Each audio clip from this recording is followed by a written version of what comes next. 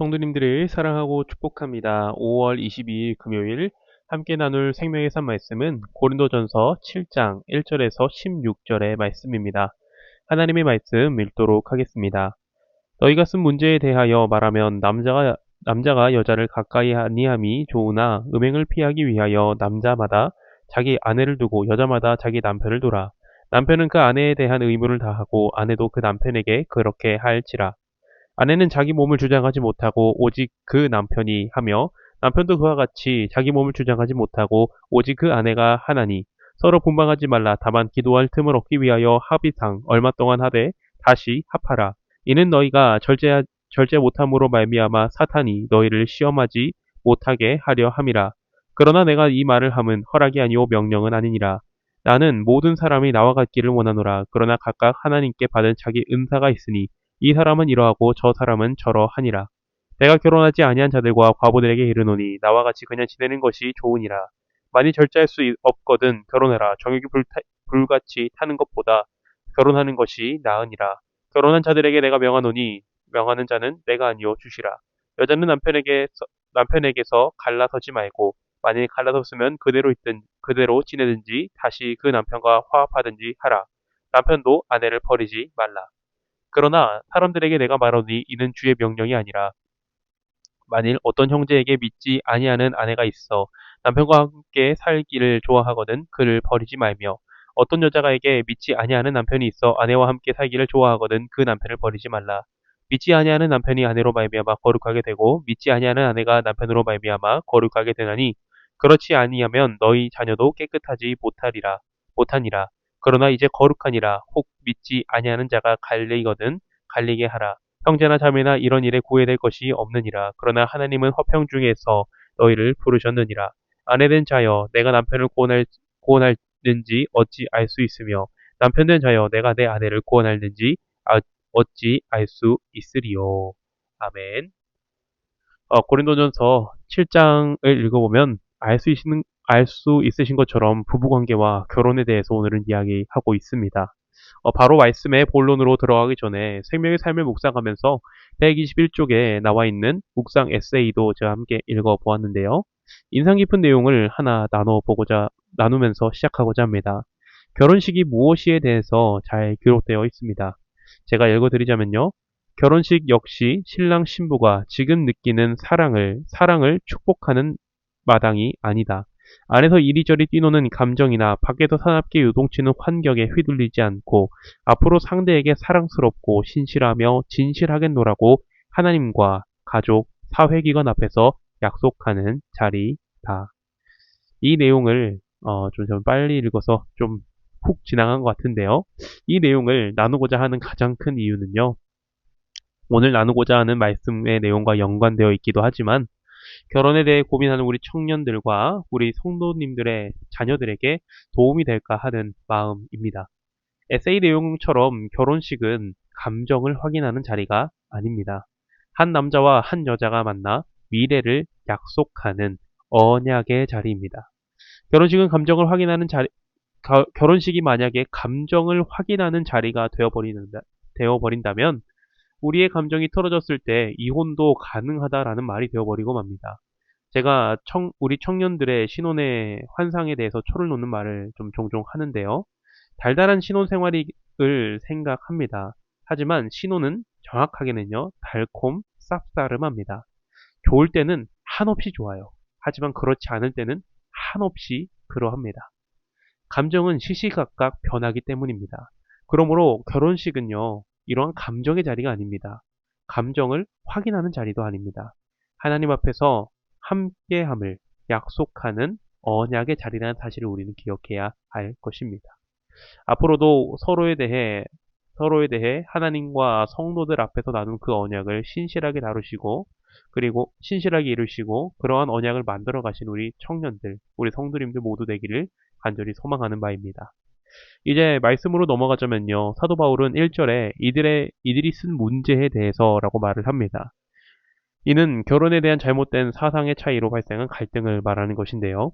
몇몇의 사람들은 극단적 경건주의자들로서 결혼과 성관계를 악한 것으로 보았고 몇몇의 자유분방한 사람들은 결혼을 언약적 관점에 놓지 않아 무분별한 성적 자유를 추구하였습니다. 이렇게 교회가 둘로 나누어졌지만 사도 바울은 이 두 관점 모두가 잘못되었다라고 말을 합니다. 2절에서 말한 것처럼 사도 바울은 결혼할 것을 권면합니다. 그런데 또 반면에 7절은 자기 자신과 같을 것을 말하기도 합니다. 이는 무슨 말이냐면요. 자신과 같이 독신으로 지내는 것도 좋다라는 권면이죠.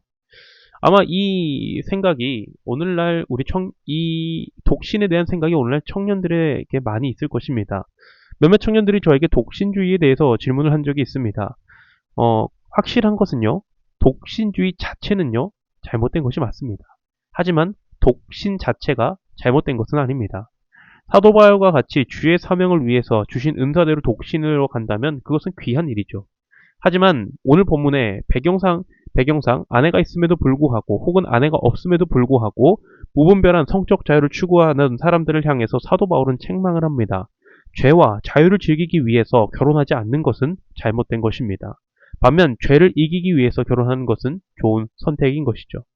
사도 바울이 결혼과 독신에서 말하면서 결국 그 중심에는 무엇이 있나요? 거룩이 있는 것입니다. 경건한 성도의 생활이 있는 것입니다. 하나님께 영광 올려드리는 삶을 살아야 한다는 것이에요. 결혼하는 것도 결혼하지 않는 것도 더 거룩한 삶을 위해 하나님께 영광 올려드리는 삶을 위해서라면 하나님이 기뻐하시는 삶이 된다라는 것이죠. 그러한 하나님이 기뻐하시는 결혼 생활을 위해서 이야기하는 것이 바로 사도 바울은 3, 4절에서 서로에 대한 의무를 앞에 나눈 대로 이야기하자면 언약에 신실할 것을 말합니다. 가부장적 사회 속에서 서로 묶여 있음에도 불구하고 남자들은 권위로 아내를 무시하고 성적으로 문란하고 방탕한 삶을 살았습니다. 사도 바울은 여자에게만 결혼을 유지할 책임이 있는 것이 아니라 남자와 여자 모두가 결혼에 대한 책임을 다하며 서로가 서로에게 묶여 언약적 삶을 살아야 한다라고 말을 하는 것이죠. 물론 오늘날 이것이 교회에서 너무나도 당연한 것입니다. 당연한 거예요. 하지만 세상에서도 똑같은가를 묻는다면 그렇지 않는 경우를 종종 볼 수 있을 것입니다. 소위 그런 말이 있죠. 등산 동호회에 여보 그 사람 누구야? 라고 이렇게 말을 하면 모두가 갑자기 손을 놓는다라는 그러한 소위 우스갯소리가 좀 있습니다. 그만큼 어쩌면 교회 내부에서는 아니지만 바깥에서는 다르다라는 것을 볼 수 있다라는 것이죠. 그런데 우리 안에 그러한 생각이 있을 수 있습니다. 저 사람은 그렇게 행동하는데 나라고 안 될 것이 있는가? 그런데요, 우리는 안 됩니다. 사도 바울은 앞서서 말한 것처럼 우리는 거룩한 성도입니다. 거룩을 잃어버린다면 교회됨의 정체성을 상실해버리고 맙니다. 세상이 그러할지라도 우리는 거룩한 부부 생활을 이어가야 합니다. 그리고 5절에 분방하지 말 것에 대해서도 말을 하고 있습니다. 사단의 유혹을 이기기 위해서 기도하는 일 외에 일시적으로 떨어지는 것 외에 그 모든 삶을 함께 할 것을 말하는 것이죠. 결국 부부는 함께 해야 한다라는 것을 말하는 것입니다. 어쩔 수 없이 생계를 위해 떨어지는 일이 안타깝게도 종종 있습니다. 그것이 안타까운 좀 현실이죠. 하지만 기회가 될 때 반드시 부부는 함께 있어야 합니다. 저는 그것을 조금 지금보다 더 어릴 때 절실하게 느낀 것 같습니다. 잠시 제 이야기를 하자면 제가 신대원을 다닐 때, 총신대원을 다닐 때 파트 사역만으로는 파트 사역을 통해서 받는 그 사례를만으로는 학비와 생활비 모두를 충당하는 것이 너무나도 불가능했습니다. 네, 불가능했습니다. 그래서 학기가 마무리되었을 때 저는요, 한 번은 먼 세종에서 다른 한때는 대전으로 가서 노가다를 했습니다. 일이 힘든 것보다 더 힘든 것은 아내와 함께하지 못한다는 것. 학기 중에도 떨어져 있던 때가 너무나도 많았는데 학기가 끝났음에도 이렇게 돈을 벌어야 되기 때문에 떨어져 지내야 한다는 것이 저는 마음에 너무나도 어려웠던 것 같습니다. 그러던 중에 아내와 통화를 하면서 눈물을 흘렸던 기억도 있습니다. 그러면서 제가 절실하게 느낀 것은 부부는 힘들어도 함께 해야 한다는 것입니다. 그리고 함께하면서 서로에게 주위에게 선한 영향력을 미쳐야 합니다. 사도 바울이 꼽는 가장 좋은 영향력은 구원에 이르는 영향입니다. 믿음이 있는 사람은 믿지 않은 배우자를 만난다고 해서 낙심할 것이 없다는 것이죠. 믿음의 사람이 선한 영향력을 미쳐 그들을 그리스도께로 초대하는 삶을 살 것을 말합니다. 배우자를 통해서 그들이 믿음에 이를 수도 있고 그렇지 않을 수도 있습니다. 하지만 하나님의 도우심을 구하며 배우자로 하여금 그리스도를 만날 수 있도록 할 사명이 있다라는 것이죠. 우리의 배우자는 하나님이 짝지어주신 소중한 인생의 동반자입니다. 하나님은 그 동반자에게 서로 매일 것과 서로의 의무를 다할 것을 말씀하십니다. 한 한 사람만 노력해서는 부부관계가 유지되고 원만해질 수 없습니다. 부부관계는 서로 노력해야 합니다. 그리고 서로에게 좋은 영향력을 미쳐야 합니다.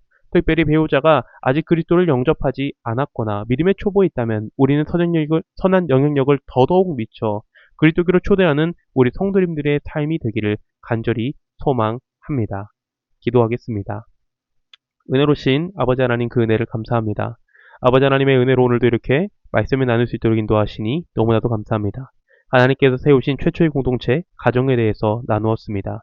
하나님 우리의 가정이 우리 성도님들의 가정이 정말 원만할 뿐만 아니라 사랑이 넘치고 서로가 서로에게 매여 정말 존중하고 사랑하는 가정 되도록 특별히 만약 아직 믿지 않은 배우자가 있다면 그들을 그리스도교로 초대하는 선한 영향력을 미치는 우리 성도님들 될 수 있도록 복의 복을 허락하여 주시옵소서. 감사를 드리며 우리 주 예수님의 이름으로 기도합니다. 아멘.